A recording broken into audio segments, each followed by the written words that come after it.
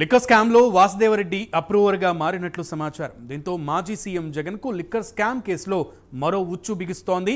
ఇప్పటికే పలుమార్లు వాసుదేవరెడ్డిని విచారించిన సిఐడి జగన్ ప్రమేయంపై కీలక ఆధారాలు సేకరించినట్లు తెలుస్తోంది.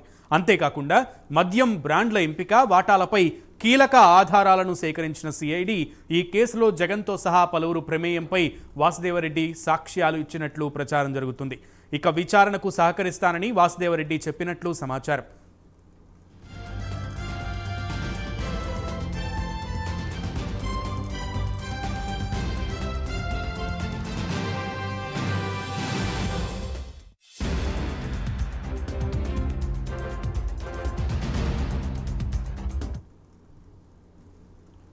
రైట్, ఏపీ లిక్కర్ స్కామ్లో ఇప్పుడు ముందు నుంచి అనుకుంటున్నట్లుగానే వాసుదేవరెడ్డి అప్రూవర్గా మారినట్లుగా సమాచారం అందుతోంది.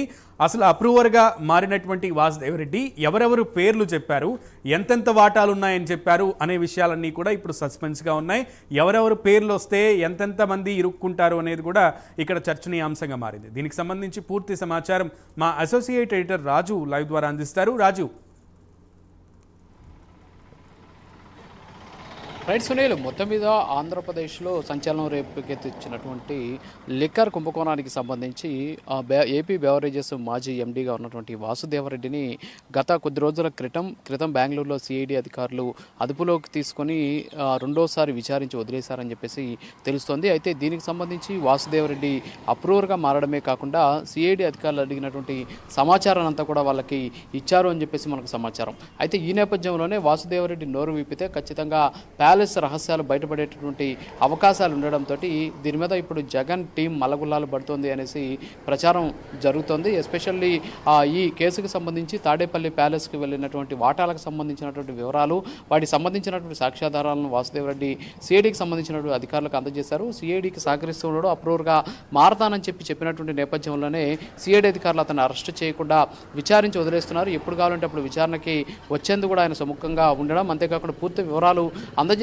ఉన్నటువంటి నేపథ్యంలో ప్రస్తుతానికి ఆయన అనధికారికంగా అప్రూవర్గా మారినట్టయితే తెలుస్తుంది. ఎందుకంటే ఈ వివరాలన్నీ కూడా స్పష్టంగా తెలుస్తున్నాయి. ఎందుకంటే ఎప్పుడు సిఐడి అధికారులు విచారణకు ఆయన విచారించి వదిలేసిన దాన్ని బట్టి చూస్తూ ఉంటే ఆయన సిఐడికి విచారణకు స్పష్టంగా ఆయన వాళ్ళకి సహకరిస్తున్నారనేది ఇక్కడ మనకు స్పష్టంగా తెలుస్తుంది. మరోపక్క సిఐడికి సంబంధించిన అధికారులు బెంగళూరులోని యలహంక ప్యాలెస్, అంటే జగన్మోహన్ రెడ్డికి సంబంధించి యలహంకలో ఉన్నటువంటి ప్యాలెస్కి సమీపంలో ఉన్నటువంటి ఒక హోటల్లో వాసుదేవరెడ్డి ఉన్నట్టు గుర్తించి ఆయన్ని విచారించారు. ఆ తర్వాత కూడా వదిలేసినటువంటి సిచ్యువేషన్. ఈ నేపథ్యంలోనే యలహంకకి ప్యాలెస్ సాక్షిగా తాడేపల్లి ప్యాలెస్ రహస్యాలన్నీ కూడా ఒక్కొక్కటిగా బయటకు వస్తున్నట్టు తెలుస్తోంది. ఇందులో వాసుదేవరెడ్డి నోరు విప్పి వాస్తవాలన్నింటినీ కూడా సిఐడి అధికారులకు తెలియజేశారు అని చెప్పేసి సమాచారం ఉంటుంది. అంతేకాకుండా అనేక సాక్ష్యాధారాలను కూడా ఆయన అందజేసినట్టు తెలుస్తుంది. ఇందులో ఎస్పెషల్లీ మద్యం పాలసీకి సంబంధించినటువంటి నిర్ణయాలతో పాటు విక్రయాలు, ముడుపులు, బ్లాక్ మార్కెట్లో జరిగినటువంటి అమ్మకాలు, అలాగే కంపెనీల నుంచి వసూలు చేసినటువంటి పర్సంటేజీలకు సంబంధించినటువంటి వివరాలను కూడా వాసుదేవరెడ్డి అక్కడ ఉన్నటువంటి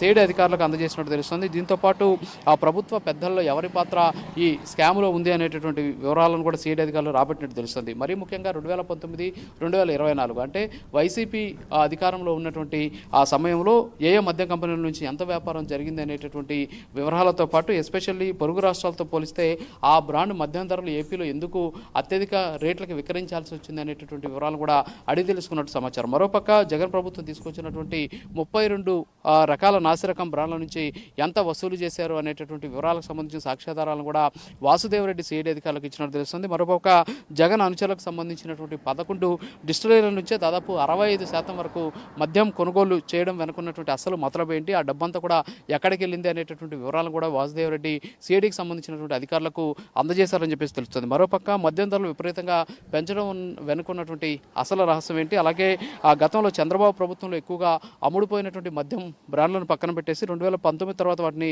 నిలిపేయడానికి ఉన్నటువంటి కారణాలు ఏంటి అనేటువంటి వివరాలు కూడా సిఐడికి సంబంధించినటువంటి అధికారులు అడిగి తెలుసుకున్నారు. దీనికి సంబంధించి కూడా పూర్తి సాక్ష్యాధారాలు కూడా అందించినటువంటి సిచ్యువేషన్ అయితే ఉంది. మొత్తానికైతే వాసుదేవరెడ్డిని ఇప్పటివరకు పిలిచి విచారించినటువంటి సిఐడికి సంబంధించిన అధికారులు అన్ని వివరాలు కూడా ఆయన దగ్గర నుంచి సేకరించారు. పూర్తిగా ఆయన సహకరిస్తున్నారు. అంతేకాకుండా ఈ లిక్కర్ స్కామ్కి సంబంధించి ఎన్ని వేల కోట్లు, ఎన్ని వందల కోట్లు లిక్కర్ స్కామ్కి సంబంధించినటువంటి ముడుపులు తాడేపల్లి ప్యాలెస్కి వెళ్ళేటువంటి వివరాలు కూడా ఆయన సాక్ష్యాధారాలు సహా సిఐడికి అందజేసినట్టు సమాచారం అందుతుంది. మరి ఈ నేపథ్యంలోనే వాసుదేవరెడ్డి దాదాపుగా అప్రూవర్గా మారిపోవడం వల్లే ఆయన సిఐడికి సహకరిస్తున్నారు. సిఐడి కూడా ఆయన అరెస్ట్ చేయకుండా విచారించి వదిలేస్తుంది అంటే సో దీని వెనక సిఐడి ప్లాన్ ఉంది. ఈ నేపథ్యంలో ఆయన విచారించి వదిలేసి ఆయన అప్రూవర్గా మారిన తర్వాత ఎవరెవరు ఈ కేసులో ఉండారు అనేటటువంటి అంశాలన్నిటికి సంబంధించిన సాక్ష్యాధారాలన్నీ కూడా వాళ్ళు తీసుకున్న తర్వాతే అరెస్ట్లో ఉండొచ్చు అనేటువంటి అంశం తెరపైకి వస్తుంది. మరోపక్క జగన్కి ఈ కేసు మెడకు చుట్టుకుంటూ ఉన్నటువంటి నేపథ్యంలో త్వరలోనే జగన్ అరెస్ట్ కూడా ఈ కేసుకు సంబంధించి తొలితో ఉండొచ్చు అనేటటువంటి అంశానికి సంబంధించి ప్రచారం తీవ్రస్థాయిలో జరుగుతున్నటువంటి సిచ్యువేషన్ కనిపిస్తుంది. సునీల్. రైట్ రాజు.